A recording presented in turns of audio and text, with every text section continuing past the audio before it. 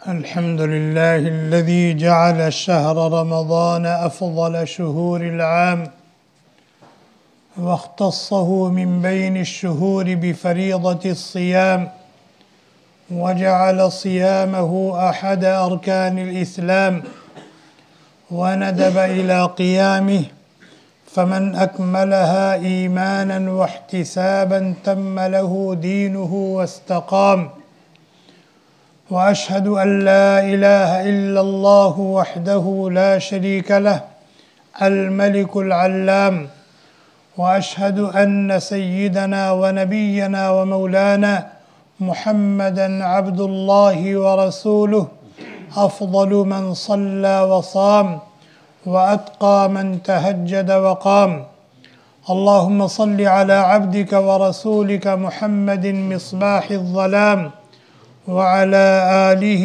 وأصحابه البررة الكرام أما بعد أعوذ بالله من الشيطان الرجيم بسم الله الرحمن الرحيم فمن شهد منكم الشهر فليصمه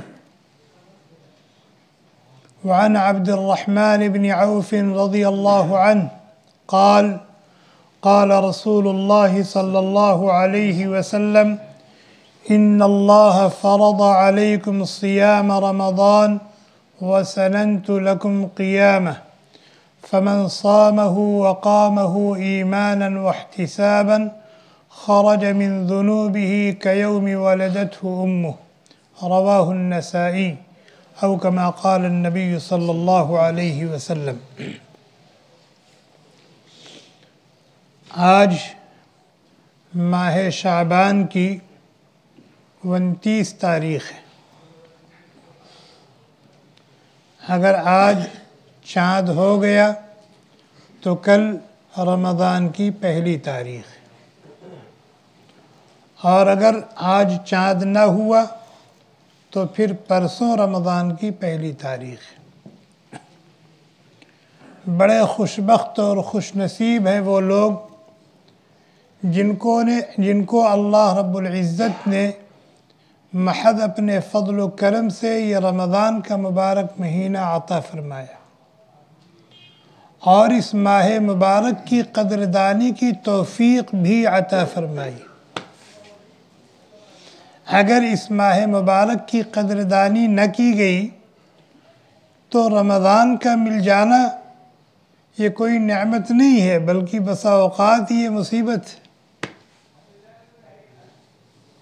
رمضان کا مبارک مہینہ پا لینا یہ نعمت بلکہ عظیم نعمت ہے جب اس کی قدر کی جائے۔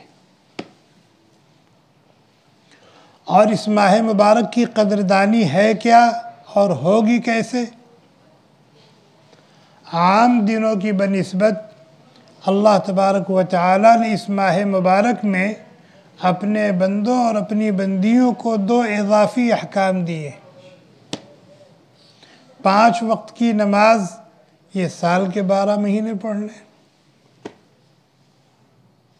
آپ سفر میں ہوں، حضر میں ہوں، صحت میں ہوں، بیماری میں ہوں، فقر و فاقہ تنگ دستی میں ہوں، مالداری اور فراخی میں ہوں، خوشی میں ہوں، غمی میں ہوں، 5 وقت کی نماز آپ کو سال کے 12 مہینے پڑھنی۔ اللہ کا اہم ترین حکم ہے۔ اسی طرح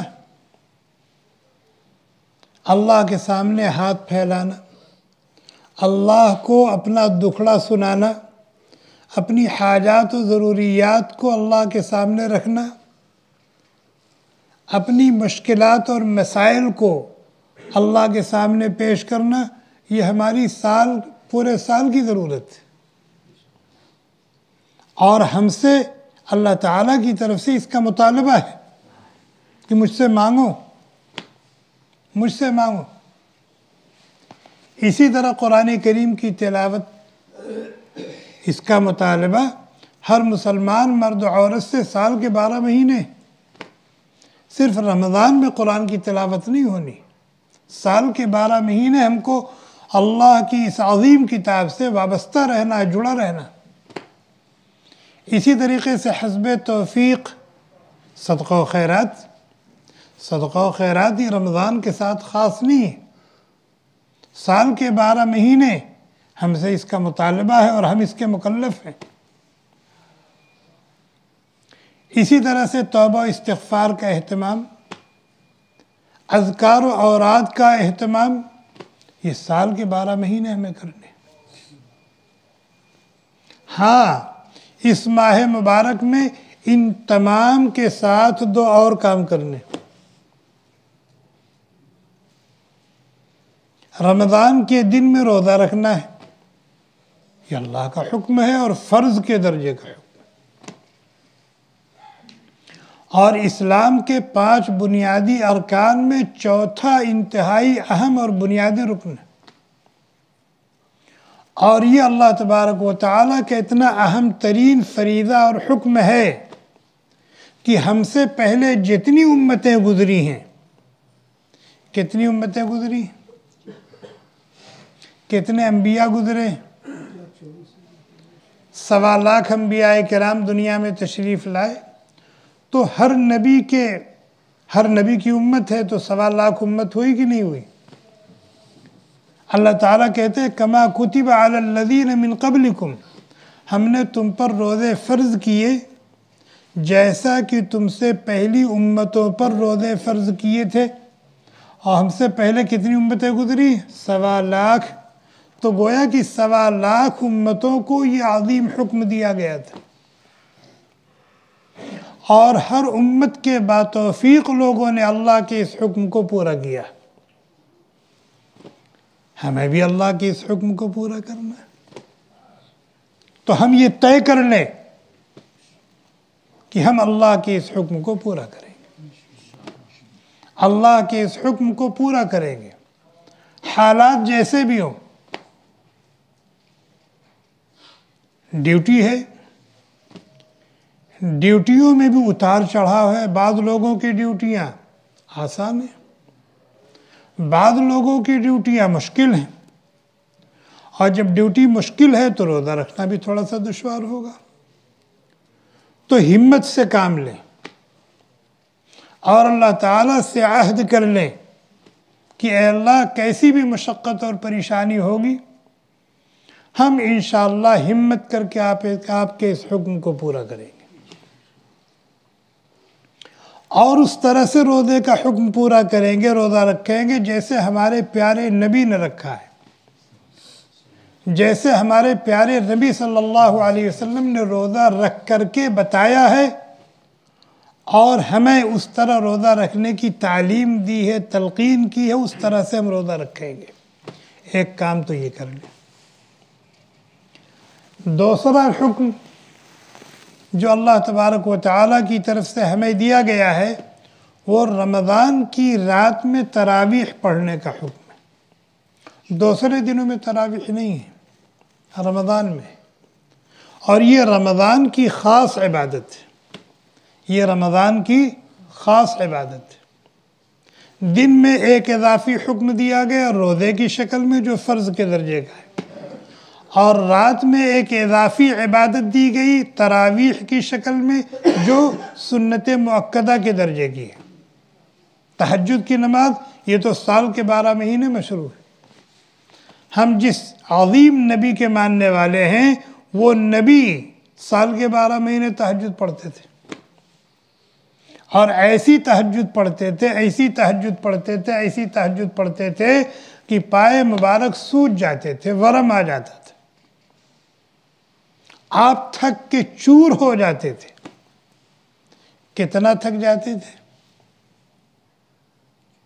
کتنا اپنے آپ کو تھکاتے تھے کہ حضرت عائشہ صدیقہ رضی اللہ تعالی عنہا جو ہم سب کی ماں ہیں اور آپ کی حرم ہیں، ان کو ترس آتا تھا دیکھ کر کے، اور ایک روز کہہ پڑیں کہ آپ تو بخشے بخشائے ہیں، آپ اتنی مشقت کیوں اٹھاتے ہیں، آپ اتنی تعب کیوں برداشت کرتے ہیں؟ آپ نے فرمایا کہ جس مالک نے میرے ساتھ اتنا کرم کیا کہ میرے اگلے پچھلے سے معاف کر دیے، تو میں اس مالک کا شکر نہ ادا کروں؟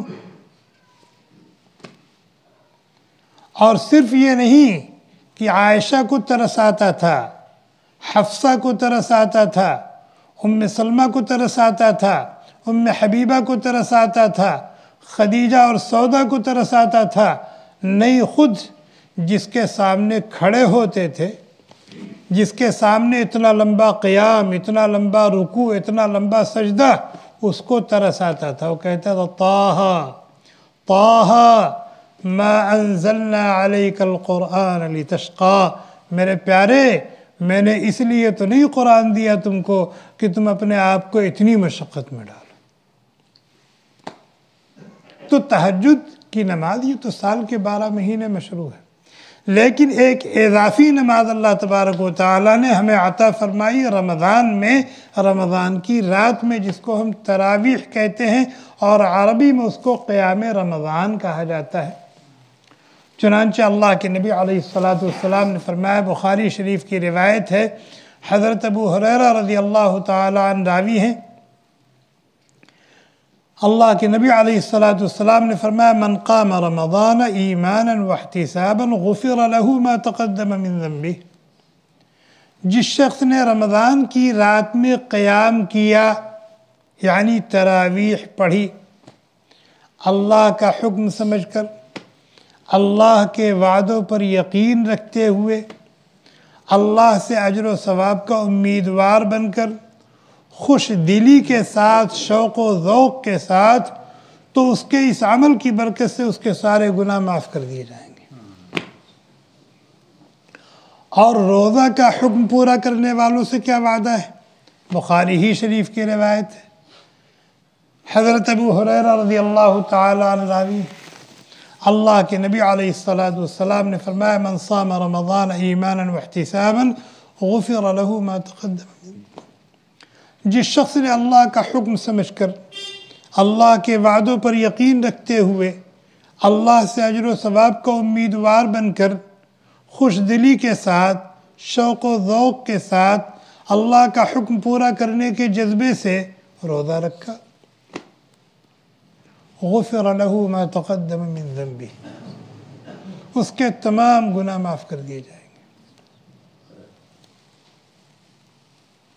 ایک دوسری حدیث جو میں نے ابھی شروع میں پڑھی تھی، خرج من ذنوبه کیوم ولدته امہ، اللہ تعالی روزے کا حکم اور تراویح کا حکم پورا کرنے کی برکت سے روزہ رکھنے والے اور تراویح پڑھنے والے بندوں اور بندیوں کو گناہوں سے ایسا پاک کر دیتے ہیں جیسے ابھی وہ پیدا ہوا۔ ابھی ایک بچہ پیدا ہوا ہے، اس کے ذمہ کوئی گناہ ہے، کوئی زیادتی ہے، کوئی جرم ہے، اللہ تعالیٰ ان اعمال کی برکت سے عمل کرنے والوں کو اس طرح پاک کر دیتے ہیں، صاف کر دیتے ہیں۔ تو دوسرا اضافی حکم کیا ہے اللہ کا؟ تراویح پڑھنا۔ میں مسجد میں بیٹھا ہوں، 8 پڑھیں یا 20 پڑھیں، میرا کیا جاتا ہے، لیکن ایک ذمہ دار ہونے کی حیثیت سے میں اللہ کو حاضر ناظر جان کے کہتا ہوں کہ تراویح 20 رکعت ہے، تراویح 20 رکعت، تراویح 20 رکعت۔ صحابہ کرام رضوان اللہ تعالی علیہم اجمعین نے تراویح 20 رکعت پڑھی، تابعین اور تبع تابعین رحمہم اللہ نے تراویح 20 رکعت پڑھی، حضرت امام ابو حنیفہ، حضرت امام شافعی، حضرت امام مالک، حضرت امام احمد بن حنبل رحمہم اللہ نے تراویح 20 رکعت پڑھی۔ آج دنیا میں جتنے مسلمان ہیں، یا تو وہ فقہ حنفی پر عمل کرتے ہیں، یا وہ فقہ شافعی پر عمل کرتے ہیں، یا وہ فقہ مالکی پر عمل کرتے ہیں، یا فقہ حنبلی پر عمل کرتے ہیں۔ یہ پوری دنیا میں جتنے مسلمان ہیں وہ انہی 4 فقہ میں سے کسی نہ کسی فقہ کا اتباع کرتے ہیں، اسی پر عمل کرتے ہیں۔ اور وہ مسلمان جو ان 4 فقہ سے ہٹے ہوئے ہیں، ان کی تعداد دال میں نمک کے برابر بھی نہیں۔ آپ فقہ حنفی کی کوئی بھی کتاب اٹھا لیں، چھوٹی یا بڑی، جس میں مسائل لکھے ہوئے اس میں لکھا ہوا تراویح 20 رکعت ہے۔ فقہ شافعی کی کوئی کتاب اٹھا لیں، چھوٹی یا بڑی، اس میں لکھا ہوا تراویح 20 رکعت ہے۔ فقہ مالکی کی کوئی بھی کتاب اٹھا لیں، چھوٹی یا بڑی، اس میں لکھا ہوا تراویح 20 رکعت ہے۔ آپ جس ملک میں رہ رہے ہیں یہاں کا سرکاری مذہب حنبلی ہے، اور حنبلی مسلک کی کتابیں دیکھیے رکھی ہوئی، یہاں بھی رکھی ہے، وہاں بھی رکھی ہے، وہاں بھی رکھی ہے، کوئی بھی کتاب اٹھا کے دیکھ لو اس میں لکھا ہوا تراویح 20 رکعت۔ 8 رکعت کہاں سے آ گئی؟ جیسے آج آپ کے زمانے میں حرمین میں 10 رکعت ہو رہی ہے نا، لیکن کورونا سے پہلے کتنی ہوتی تھی؟ جیسے کورونا سے پہلے دور نبوت سے لے کر کورونا تک 20 رکعت ہوتی تھی، اب کورونا کو بہانہ بنا کر اہل ہوا نے جو نفسانیت کے بندے ہیں، اپنی خواہش کے بندے ہیں، جو آرام طلب ہیں، راحت پسند ہیں، انہوں نے اس کو بہانہ بنا کر کے 20 کو 10 کر دیا۔ اسی طریقے سے یہ جو 8 پڑھی جانے لگی ہے نا، یہ بھی ابھی کچھ دنوں سے، 1 صدی بھی نہیں گزری، اس سے پہلے ہر جگہ پوری دنیا میں 20 رکعت تراویح ہوتی تھی۔ چنانچہ حرمین میں تو ابھی کورونا کے آنے تک 20 رکعت ہوتی رہی ہے۔ ہاں، اب جن لوگوں نے 10 شروع کیا وہ اس کے ذمہ دار ہیں، ان کو اللہ کے ہاں جواب دینا پڑے گا۔ لیکن تراویح ہے کتنی؟ 20 رکعت۔ 20 رکعت تراویح مانے کی تراویح 20 رکعت ہے، تراویح 20 رکعت، اور 20 رکعت پڑھنے کی کوشش کریں۔ اگر کبھی طبیعت نہیں ٹھیک ہے، کام کا بوجھ زیادہ تھا، تکان آ گئی ہے، نیند کا غلبہ ہے، 12 پڑھ لو، 10 پڑھ لو، 8 پڑھ لو، لیکن مانو کی تراویح 20 ہے، مانو کی تراویح 20 ہے۔ اور جب تم مانو گے کہ تراویح 20 ہے تو اللہ تعالیٰ 20 پڑھوائیں گے، اور جو لوگ کہتے ہیں نہیں 8 ہے تو ان کو 8 پڑھتے ہوئے دیکھا ہے، 4 پڑھ کے بھاگ جاتے ہیں، 6 پڑھ کے بھاگ جاتے ہیں، 2 پڑھ کے بھاگ جاتے ہیں۔ جب 20 کا ایمان رکھیں گے، 20 مانیں گے تو کچھ تو لاج رکھیں گے، کہاں 20 ہو کہیں میں 4 پڑھ کے جاؤں، کہاں 20 کہاں میں 8 پڑھ کے جاؤں، بھئی 12 تو پڑھو گے، 16 تو پڑھو گے۔ اور یہ تو خیر کا کام ہے، خیر کے کام میں تو آدمی کو اور کوشش کرنی چاہیے نا۔ اس لیے 20 رکعت تراویح پڑھنے کی کوشش کریں، اور کوشش یہ کریں کہ تراویح میں پورا قرآن سنیں۔ یہ 2 الگ الگ سنت ہے۔ 20 رکعت تراویح پڑھنا یہ الگ سنت مؤکدہ ہے، اور تراویح میں پورا قرآن پڑھنا یا سننا یہ الگ سنت مؤکدہ ہے۔ اگر کسی نے 20 رکعت تراویح تو پڑھی لیکن قرآن پورا نہیں سنا تو ایک سنت پوری کی، ایک سنت رہ گئی۔ اور اگر کسی نے پورا قرآن تو سنا لیکن 20 رکعت تراویح نہیں پڑھی، یعنی 8 رکعت میں پورا قرآن سنا، 10 رکعت میں پورا قرآن سنا، تو پورا قرآن تراویح میں سننے کی سنت تو پوری ہو گئی، لیکن 20 رکعت والی تراویح، 20 رکعت والی سنت رہ گئی۔ بندہ اللہ کی رحمت کے قریب سب سے زیادہ کس حالت میں ہوتا ہے؟ سوال ہے۔ سجدے کی حالت میں نا، سجدے کی حالت میں نا، سجدے کی حالت میں، اس لیے کہ یہ سب سے زیادہ پست حالت ہے۔ انسان کھڑا ہے، رکوع میں چلا گیا، بیٹھ گیا، سجدے میں چلا گیا، اب اس سے بھی زیادہ پستی کی کوئی حالت ہو سکتی؟ اور اللہ تعالیٰ کو اپنے بندوں کی یہی حالت سب سے زیادہ پسند ہے۔ کیا؟ کہ بندے کا سر اللہ کے قدموں میں ہو۔ غیر رمضان میں آپ لازمی طور پر اللہ کے سامنے 40 سجدے کرتے ہیں، غیر رمضان میں آپ اللہ کے سامنے روزانہ لازمی طور پر 40 سجدے کرتے ہیں. گن لیجئے. ظہر 4 رکعت، عصر 4 رکعت، کتنی ہو گئی؟ 8. مغرب 3 رکعت، 11. عشاء 4 رکعت، 15. فجر 2 رکعت، 17. وتر 3 رکعت، 20. کتنے سجدے ہوئے؟ 40. اللہ تعالیٰ نے کہا میرے بندے تو غیر رمضان میں 40 سجدے میرے سامنے کرتا تھا اور میرا قرب حاصل کرتا تھا، چل رمضان میں میں تمہیں 40 سجدے اور دیتا ہوں. 20 رکعت تراویح کی شکل میں. 20 رکعت تراویح آپ پڑھیں گے تو 40 سجدے اور ہوئے کہ نہیں ہوئے؟ اقرب ما یکون العبد من ربہ وہو ساجد. بندہ سجدے کی حالت میں اپنے رب کی رحمت کے سب سے زیادہ قریب ہوتا ہے. اللہ تعالیٰ قرآن میں فرماتے ہیں فَاسْجُدْ وَاقْتَرِبْ. سجدہ کر میرے قریب آ جا، سجدہ کر میرے قریب آ جا. اللہ تعالیٰ خود کہہ رہے فَاسْجُدْ وَاقْتَرِبْ. سجدہ کر میرے قریب آ جا، سجدہ کر میرے قریب آ جا.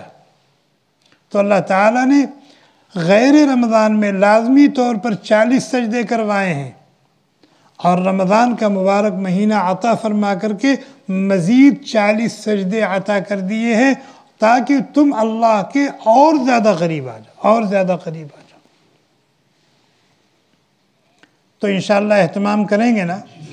اس مسجد کے نمازی بڑے خوشبخت اور خوش نصیب ہیں کہ آپ کی مسجد میں آپ کا شوق دیکھ کر کے 20 رکعت تراویح ہو رہی ہے اور قرآن کریم مکمل ہو رہا ہے. آپ گرد و نواح میں گھوم لیجئے. یا تو آپ کو دوسری مساجد میں 20 رکعت تراویح بھی نہیں ملے گی، اور اگر 20 رکعت تراویح ملے گی تو قرآن مکمل نہیں ہو رہا. آپ کو جو نعمت اللہ نے عطا فرمائی ہے کہ آپ کی مسجد میں 20 رکعت تراویح بھی ہو رہی ہے اور قرآن بھی مکمل ہو رہا ہے، اس عظیم نعمت کی قدر کیجیے. آپ کے یہ بھائی بیٹھے ہوئے دیکھیے، یہ مطار میں رہتے ہیں، کئی رمضان سے تراویح پڑھنے یہاں آتے ہیں، کئی رمضان سے. کون سی چیز ان کو لے آتی ہے؟ یہ جس علاقے میں ہے وہاں 20 رکعت نہیں ہو رہی ہے، وہاں قرآن مکمل نہیں ہو رہا ہے. مطار سے روزانہ افطار کر کے عشاء پڑھنے کے لیے یہاں آنا کوئی آسان چیز ہے رمضان میں؟ لیکن آدمی قربانی دیتا ہے، اور جتنی قربانی ہوگی، جتنا مجاہدہ ہوگا، اللہ تعالیٰ کی طرف سے اتنی ہی نوازش ہوتی ہے. دنیا کے لیے ہم کہاں کہاں کی خاک نہیں چھانتے، دنیا کے لیے ہم کہاں کہاں کی خاک نہیں چھانتے. آپ کی ضرورت کی ساری چیزیں آپ کے قرب و جوار میں مارکیٹوں میں مل جاتی، لیکن آلو اور پیاز لینے کے لیے آدمی سفاری میں چلا جاتا ہے، جاتا نہیں جاتا. کیوں؟ وہاں 1 ریال 75 پیسے کلو پیاز اور یہاں 3 ریال. وہاں 1 ریال کا آفر ہے آلو کا، 5 کلو آلو کے لیے سفاری چلا گیا. تو اگر دنیا کے چند ٹکوں کے لیے آپ یہاں وہاں جا سکتے ہیں تو 20 رکعت تراویح پڑھنے کے لیے، تراویح میں پورا قرآن سننے کے لیے آپ اپنا محلہ چھوڑ کر کے، اپنا منطقہ چھوڑ کر کے دوسری مسجد میں کیوں نہیں چلے جاتے، تاکہ سنت کے مطابق آپ تراویح بھی پڑھ لیں اور تراویح میں قرآن بھی سن لیں. بہرحال میں یہ عرض کر رہا تھا کہ اس ماہ مبارک میں اللہ تبارک و تعالی نے دوسرے دنوں کی بنسبت ہمیں 2 اضافی احکام دیے ہیں. دن میں روزہ رکھنے کا حکم جو فرض کے درجے کا ہے، اور رات میں تراویح پڑھنے کا حکم جو سنت مؤکدہ کے درجے کا ہے. یہ دونوں کام کر لیں پابندی کے ساتھ، اہتمام کے ساتھ، اور ان دونوں کاموں کو کرنے کے ساتھ ایک کام اور کر لیں. پوچھئے وہ کیا ہے؟ اللہ تعالیٰ سے 1 مہینے کا ایگریمنٹ کر لیں بس. اللہ تعالیٰ سے 1 مہینے کا ایگریمنٹ کر لیں. کس بات کا ایگریمنٹ؟ رمضان بھر ہم آپ کو ناراض اور ناخوش کرنے والا نہ کوئی بولیں گے نہ کوئی کام کریں گے، یعنی کوئی گناہ نہیں کریں گے. گناہ تو گناہ ہے، گناہ تو گناہ ہے، کیا رمضان کیا غیر رمضان. گناہ تو گناہ ہے، کیا رمضان کیا غیر رمضان. لیکن جیسے غیر رمضان میں فرض کا ثواب فرض کے برابر، نفل کا ثواب نفل کے برابر، لیکن رمضان میں فرض کا ثواب 70 فرض کے برابر اور نفل کا ثواب فرض کے برابر. تو ایسے ہی گناہ کی قباحت بھی تو بڑھ جائے گی رمضان میں. بد نظری کا جو گناہ غیر رمضان میں ہوگا وہ رمضان میں ہوگا، رمضان میں اور بڑھا ہوا ہوگا. تو رمضان میں اللہ تعالیٰ سے یہ ایگریمنٹ کریں کہ ہم اپنی نظر سے کوئی غلط چیز نہیں دیکھیں گے، اپنی زبان سے کوئی غلط بول نہیں بولیں گے، اپنے کان سے کوئی غلط چیز نہیں سنیں گے، اپنے ہاتھ سے کوئی غلط کام نہیں کریں گے، اپنے پیر سے کسی غلط جگہ نہیں جائیں گے، اپنے پیٹ میں حرام یا مشتبہ کوئی لقمہ نہیں ڈالیں گے. رات میں حضرت مفتی تقی عثمانی صاحب دامت برکاتہم کا بیان سن رہا تھا. بہت بڑے عالم ہیں، بہت بڑے فقیہ ہیں، بہت بڑے اللہ والے ہیں. تو میں بیان سن رہا تھا تو حضرت نے فرمایا کہ اگر کوئی شخص حرام کماتا ہے، رشوت کے ذریعے، سود کے ذریعے، خیانت و بے ایمانی کر کے، چوری کر کے، حتیٰ کہ انہوں نے فرمایا کہ کسی ادارے کا ملازم ہے، سرکاری ہو یا غیر سرکاری، 8 گھنٹہ کام کرنے کا ایگریمنٹ ہے اور وہ کام چور ہے، 8 گھنٹے کے بجائے 7 گھنٹہ کام کرتا ہے. اب اگر وہ 7 گھنٹہ کام کرتا ہے تو 1 گھنٹے کی تنخواہ اس کی حلال ہے؟ حرام ہے نا. فرمایا آمدنی حرام ہے.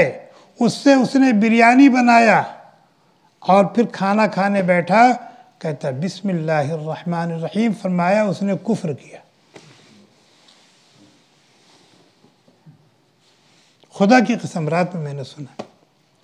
انہوں نے کہا کہ اگر حرام کمائی ہے اور حرام کمائی سے حاصل کی ہوئی چیز وہ استعمال کر رہا ہے، اس پر بسم اللہ پڑھ رہا ہے، تو اس کا یہ عمل جو ہے یہ کفری عمل ہے. جس اللہ کو ناراض کر کے تم نے کمایا، اس اللہ کا نام لے کر کے اس کو کھا رہے ہو. بہرحال میں یہ عرض کر رہا تھا کہ 1 مہینے کا ایگریمنٹ کر لیں کہ کوئی گناہ نہیں کریں گے، نہ نظر کا گناہ کریں گے، نہ زبان کا گناہ کریں گے، نہ کان کا گناہ کریں گے، نہ پیٹ کا گناہ کریں گے، نہ شرمگاہ کا گناہ کریں گے، نہ ہاتھ اور پیر کا گناہ کریں گے. جان لڑائیں گے، بچائیں گے اپنے کو. اور اگر انسان ہونے کے ناطے کوئی غلطی ہو گئی تو اس وقت تک ہم سکون سے بیٹھیں گے نہیں جب تک توبہ کر کے معاف نہ کرا دیں. یہ ایگریمنٹ کر لیں 1 مہینے کے لیے. اور ساتھ میں ایک دعا کریں، ساتھ میں روزانہ ایک دعا کریں.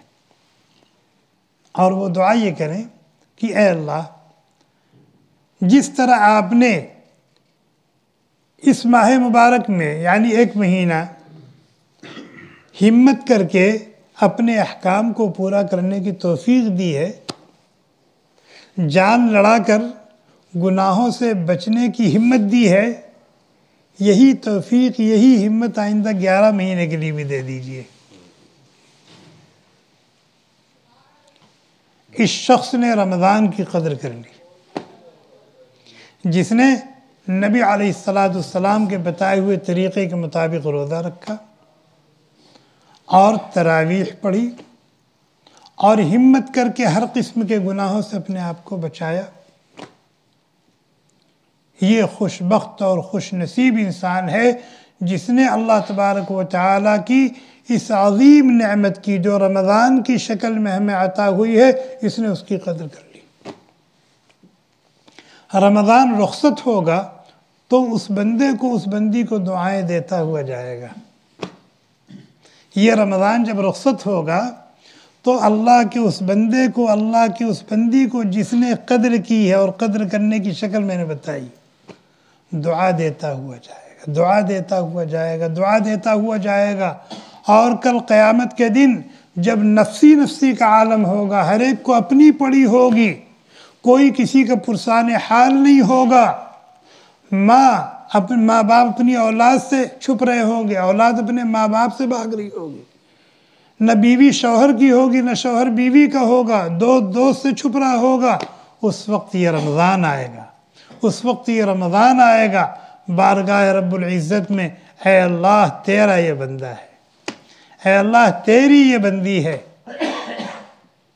میری وجہ سے اس نے کھانا چھوڑا، اس نے پینا چھوڑا، اور اس کی نئی نویلی خوبصورت دلہن تھی، تقاضا تھا اپنی خواہش پوری کرنے کا، لیکن میری وجہ سے اس نے اپنے اس تقاضے کو دبایا، اس کو کچلا اور اس کو مسلا، اور میرا حق ادا کر دیا۔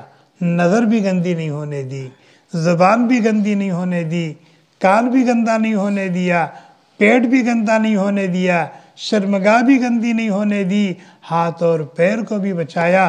میں سفارش کرتا ہوں، میری گزارش ہے کہ آپ اس کی مغفرت فرما دیں، آپ اس کی مغفرت فرما دیں، اور اس کو جنت میں اونچا مقام عطا فرما دیں۔ بتائیں اس کی سفارش رد ہوگی؟ ہیں؟ کون کہہ رہا کہ رد نہیں ہوگی؟ ہم کہہ رہے ہیں، آپ کہہ رہے ہیں؟ نہیں، اللہ کے نبی علیہ السلام نے فرمایا فیشفعان، قرآن اور رمضان یہ دو ایسے سفارشی ہیں کہ جن کی سفارش مقبول ہے، رد نہیں ہے۔ تو ہم ہمت کریں، ہم ہمت کریں اور شوق و ذوق کے ساتھ، خوش دلی کے ساتھ اس ماہ مبارک کا استقبال کریں، اور اس ماہ مبارک کی قدردانی کریں۔ اور قدر کیسے کریں؟ جیسے بھی بتایا کہ آداب کی رعایت کے ساتھ روزہ رکھیں، ہمت کر کے 20 رکعت تراویح پڑھیں، اور تراویح میں قرآن سنیں، اور ہر قسم کے چھوٹے بڑے گناہوں سے اپنے آپ کو بچائیں۔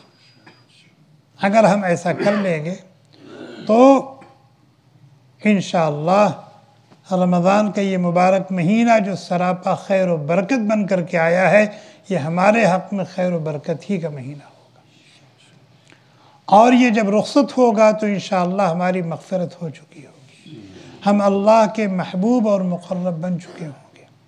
اور اگر خدا نخواستہ ہم نے اس ماہ مبارک کی قدر نہیں کی اس طریقے پر، جس طریقے پر بھی بات ہوئی ہے، تو اس کے لیے سخت وعید ہے۔